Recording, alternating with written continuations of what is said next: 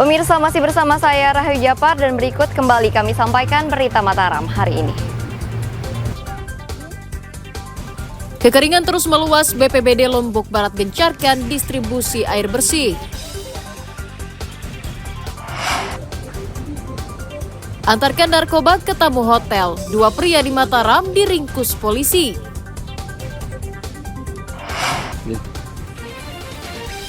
Sortir logistik pilkada, KPU Lombok Timur temukan ratusan lembar surat suara rusak.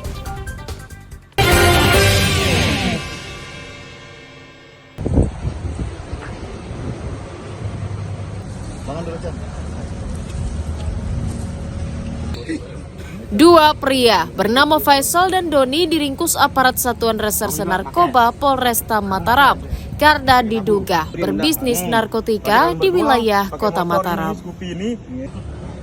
Keduanya ditangkap di parkiran salah satu hotel di Kelurahan Cakra Negara, diduga sedang menunggu konsumen. Polisi menyita 1,03 gram sabu-sabu, uang tunai 2,4 juta rupiah, dan sepeda motor sebagai barang bukti. Penangkapan tersangka atas informasi warga yang curiga keduanya kerap memasok narkoba ke para tamu hotel. Keduanya juga merupakan pengguna narkotika, dibuktikan dengan hasil tes urin yang positif. Saudara RDP menerima pesanan pembelian narkotika jenis sabu-sabu dari seorang pembeli dengan memberikan sejumlah uang Rp1.400.000. Kemudian saudara RDP mengajak saudara FH untuk membeli sabu-sabu di wilayah Cakra Negara. Setelah dapat barang, yang bersangkutan kemudian menggunakan atau mengkonsumsi sebagian sabu-sabu tersebut sebelum hendak diserahkan kepada si pemesan. Nah, pada saat mau menyerahkan dan bertransaksi di area hotel inilah kami langsung melakukan pengamanan dan kami dapati satu poket sabu-sabu dari saudara RDP, dan hasil dari tes urin keduanya positif mengandung narkotika jenis sabu-sabu. Atas ulahnya, para tersangka dijerat Undang-Undang Narkotika dengan ancaman hukuman pidana minimal 4 tahun penjara. Awaludin dari Kota Mataram melaporkan. Seorang pemuda bernama Dayat berusia 26 tahun diringkus aparat Satuan Reserse Kriminal Polsek Mataram karena diduga mencuri pipa besi dan mesin bor di sebuah gudang di lingkungan Karangbedil. Tersangka dibekuk di rumahnya di Kelurahan Pagesangan atas laporan pemilik gudang. Polisi menyita 2 buah pipa besi dan mesin bor sebagai barang bukti kejahatan. Tersangka masuk ke gudang malam hari dengan melompat pagar dan membobol pintu saat pemiliknya sedang beristirahat. Hasil penyelidikan kami mendapat informasi bahwa ada pelaku mengambil barang tersebut dengan cara meloncat pagar pada malam hari. Barang tersebut sudah sempat dijual di mana? Betul sekali, barang tersebut sudah sempat dijual dan kami amankan di tempat pembeli yang membelinya. Tersangka mengaku mencuri untuk membayar hutang cicilan ponsel.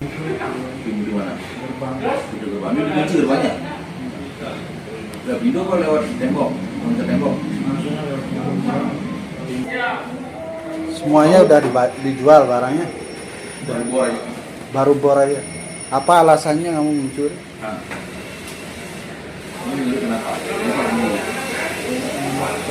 Sekarang apa? Kamu udah ditapi? Udah ada bayar? Akibat perbuatannya, tersangka dijerat pasal 363 KUHP tentang pencurian dengan ancaman hukuman 7 tahun penjara.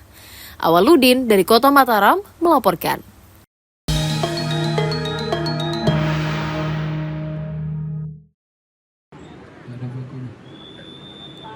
Sesuai dengan surat suara.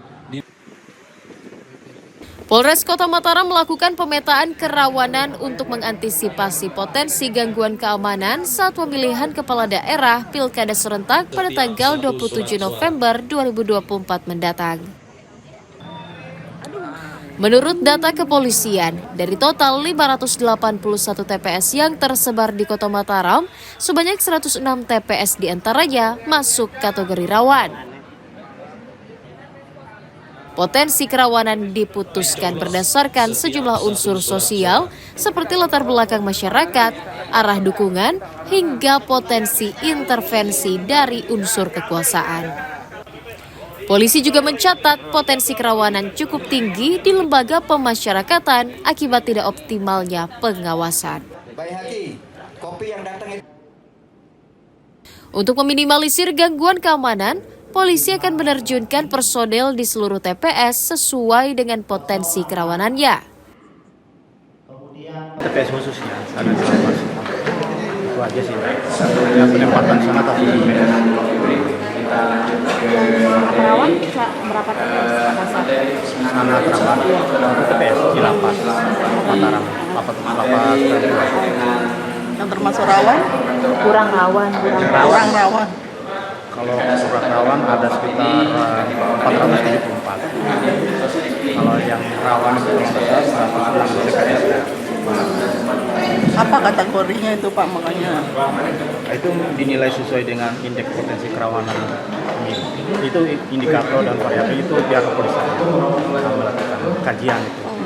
Yang di luar itu berarti aman atau apa? Termasuk apa istilahnya? Secara umum sih aman, insya Allah aman. Hanya dikategorikan untuk pengamanan TPS, pola pengamanan aja.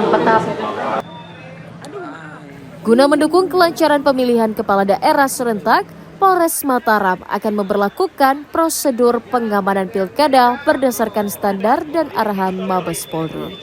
Dari Kota Mataram, Emi Kusuma melaporkan. Dibuka.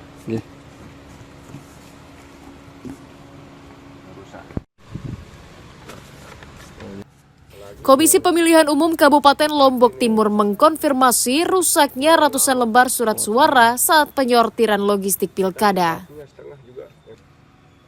Dari penyortiran yang dilakukan selama sepekan, KPU menemukan 135 lembar surat suara pemilihan gubernur dan wakil gubernur tersobek, terpotong, dan foto calon hilang atau tidak tercetak. Temuan tersebut telah dilaporkan ke KPU Provinsi agar segera diganti dengan surat suara yang baru. Hingga akhir Oktober ini, KPU telah menyortir dan melipat sekitar 372.061 surat suara, sementara sisanya sebanyak 649.014 lembar yang belum dilipat. Atas temuan kerusakan tersebut, akan segera dilaporkan ke KPU Provinsi Nusa Tenggara Barat untuk diganti dengan kertas surat suara yang baru. Untuk rekap ya surat suara yang sorlim ya, surat suara yang disortir dan dilipat itu masih surat suara dari gubernur dan wakil gubernur. Jadi kami kemarin sudah menerima 511 box surat suara gubernur dan wakil gubernur. Dan kalau dilembarkan itu sebesar 1.021.210 lembar. Nah, dalam kondisi baik itu yang sudah disortir lipat ya, sortir lipat itu 372.061 lembar. Dan yang kondisi rusak itu 135 lembar. Totalnya jadinya yang sudah disortir lipat itu jadinya 372.196 lembar. Jadi jumlah yang belum tersortir lipat itu jadinya 649.014 lembar. Untuk memastikan pelipatan surat suara tuntas tepat waktu, KPU Lombok Timur melibatkan ratusan petugas dan relawan.